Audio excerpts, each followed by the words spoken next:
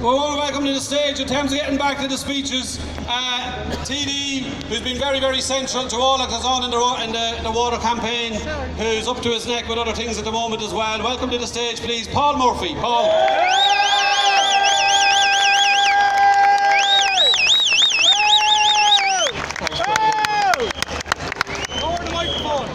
I think we can all nearly taste the victory now.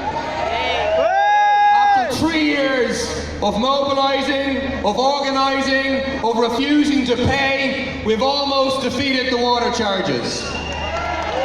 But the establishment, in the way that they do, are mobilising.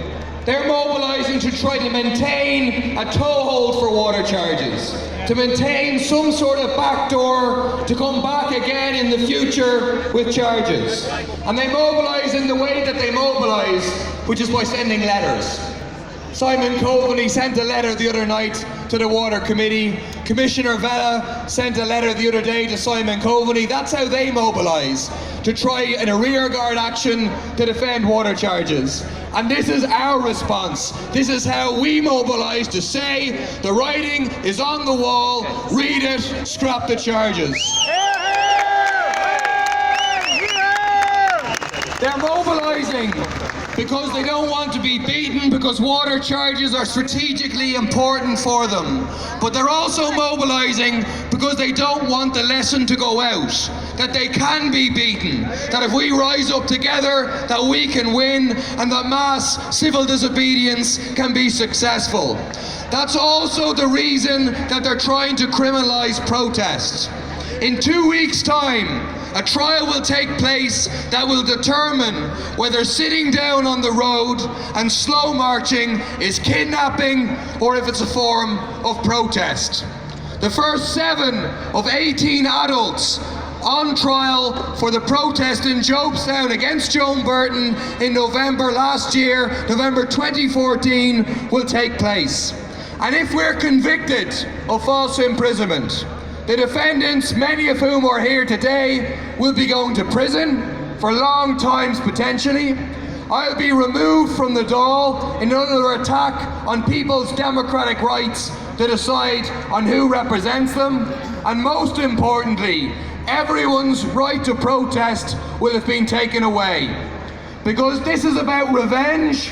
Revenge for the humiliating defeat we are about to inflict on them. But it's also about sending a message. It's about sending a message to anyone who would seek to use the tactics that we have used of mass protest, mass civil disobedience. It's about those who would protest for abortion rights. It's about those who would protest against wars. It's about trade unionists who would stand up for their terms and conditions. It's about saying that you can't protest anymore because it's criminal. And you probably know that a 17-year-old has already been found guilty of false imprisonment.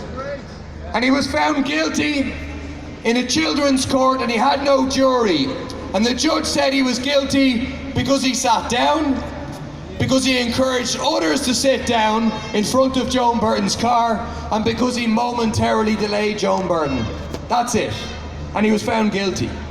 The benefit that we have is that we supposedly have the right to a jury of our peers who will decide whether it's kidnapping or whether it's false imprisonment or whether it's the right to protest. But the problem now is that the DPP is trying to take our right to a jury of our peers away from us. The DPP has applied to the judge to say that if you're from Tallaght, you can't be on the jury. If you're in a campaigning organisation that is against water charges, you can't be on the jury. That's if you're a member of any trade union in this country, for example. Or if you've ever expressed an opinion on water charges in public, on social media, or anywhere else, you can't be on the jury. So nobody in this crowd who is our peers, none of you could be part of the jury.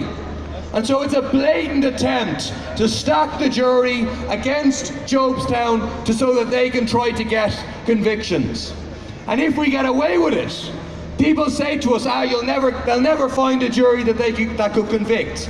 But people can see if they get away with that, well then maybe they could find a jury that would convict and would remove from everybody the right to protest, the right to sit down, the right to engage in slow marches. And so hopefully people can see that they're very, very serious about getting convictions and that this is about everybody. Last week, they tried to gag us.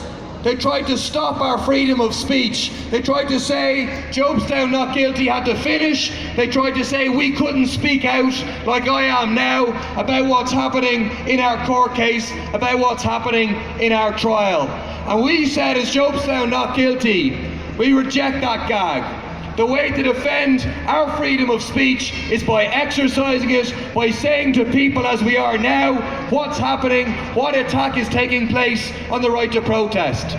But also, the way to defend the right to protest is by exercising it. So we need everyone here to be back on the streets in 2 weeks' time and bring someone with you at 1 o'clock at Central Bank in a march for justice.